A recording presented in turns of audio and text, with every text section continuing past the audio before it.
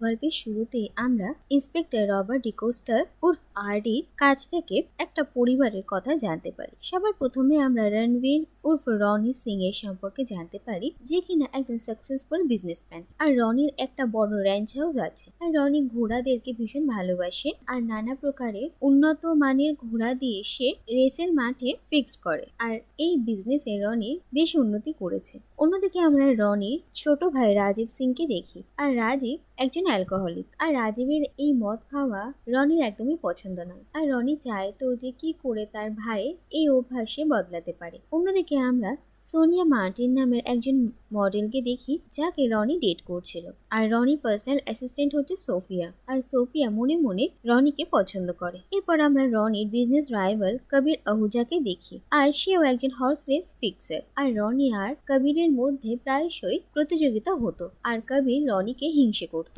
এরপরে আমরা দেখতে পাই যে রাস্তায় একটা গাড়ির অনেক বড় অ্যাক্সিডেন্ট হয়। আর এই অ্যাক্সিডেন্টটা আসলে রনির হয়েছিল, কিন্তু ভীষণ বিপজ্জনক হওয়া সত্ত্বেও রনির প্রাণ বেঁচে গিয়েছিল। আর সুস্থ হওয়ার পর যখন রনি বাড়ি ফেরে, তখন রনি জানতে পারে যে তার জকি কবিরের সঙ্গে মিলে রনিকে রেসে হারিয়ে দিচ্ছিল। আর তারপর রনি তার সেই বিশ্বাসঘাতক জকিকে মেরে ফেলে। আর এরপরে রনি কবিরকেও তার জালে ফাঁসিয়ে তাকেও ধ্বংস করে দেয়। আর রনি সুস্থ হয়ে বাড়ি ফেরার জন্য একটা বড় পার্টি রাখা। আর এই পার্টিতে সোনিয়ার সঙ্গে রাজীবের দেখা হয়। আর এরপর রাজীব রনিকে বলে যে সে সোনিয়াকে পছন্দ করতে শুরু করেছে। আর তার মনে হচ্ছে যে যদি সোনিয়া তার জীবনে চলে আসে, তাহলে রাজীব মদ খাওয়া ছেড়ে দেবে। আর নিজের ভাইয়ের মুখে এই কথা শুনে রনি মনে করে যে সোনিয়ার সঙ্গে বিয়ে হলে যদি রাজীব শুধরে যায়, তাহলে এটা সব থেকে ভালো হবে। আর তারপর দেখা যায় যে রনি ধীরে ধীরে রাজীব আর সোনিয়াকে একে অপরের ক্লোজ নিয়ে আসে। আর সে নিজে সোনিয়া থেকে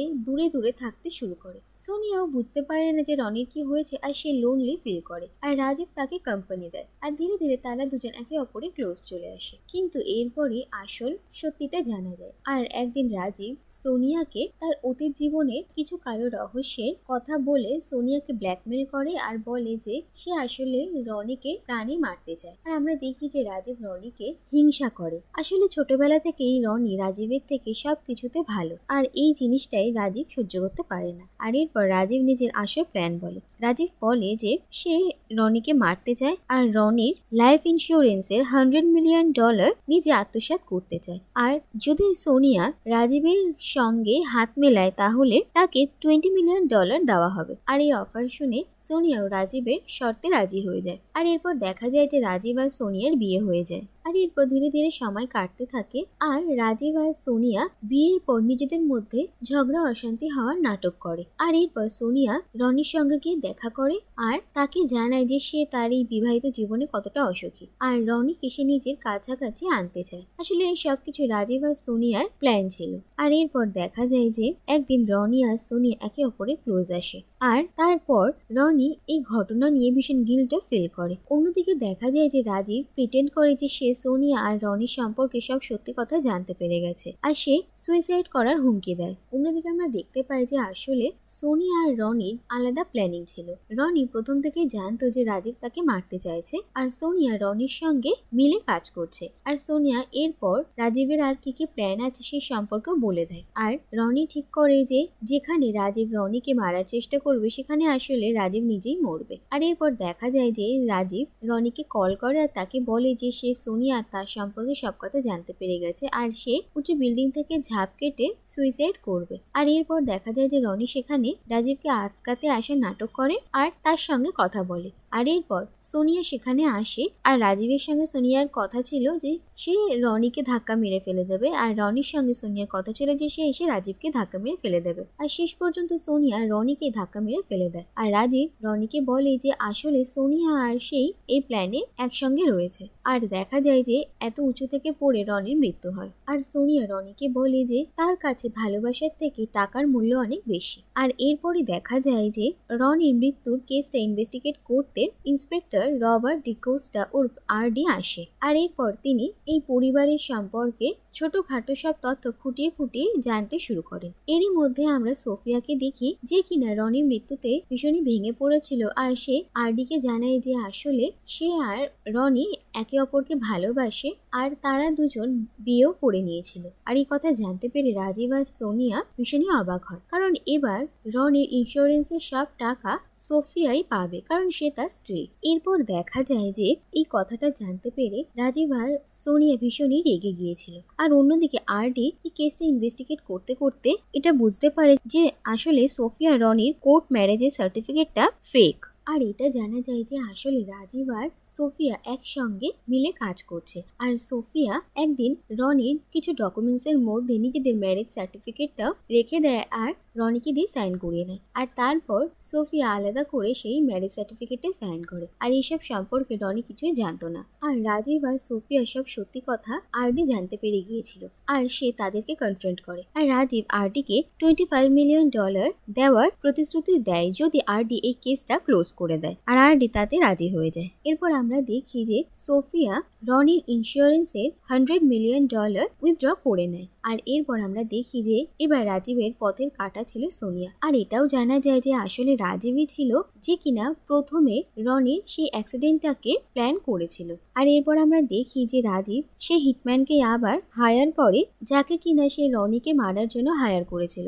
আর সেই হিটম্যানকে সে সোনিয়াকে মারার দায়িত্ব দেয়। কিন্তু আমরা দেখি যে সোনিয়াকে যখন সে হিটম্যান মারার চেষ্টা করে সেই সময় সেখানে রনি আসে আর সে সোনিয়াকে বাঁচিয়ে নেয়। আর আমরা আরো একটা সত্যির মুখোমুখি হই যে আসলে প্রথম অ্যাক্সিডেন্টটা হওয়ার পর যখন রনি হসপিটালে ছিল সেই সময় সে রাজীবের মুখ থেকেই এটা জানতে পারে যে আসলে রাজীবই ছিল সেই অ্যাক্সিডেন্টটা প্ল্যান করার মাস্টার মাইন্ড। আর তারপর থেকে সে রাজীবের কাছ থেকে প্রতিশোধ নেওয়ার সিদ্ধান্ত নিয়েছে। আর এই সব প্ল্যানিং এ রনি আর সোনিয়া একসঙ্গে মিলেছিল। আর এরপরই রনি ঠিক করে যে সে রাজীবের কাছ থেকে প্রতিশোধ নেওয়ার সঙ্গে সঙ্গে নিজের আর রাজীবের ইন্স্যুরেন্সের সব টাকাও নিজের করবে। তার জন্যই তারা এত প্ল্যানিং করেছিল।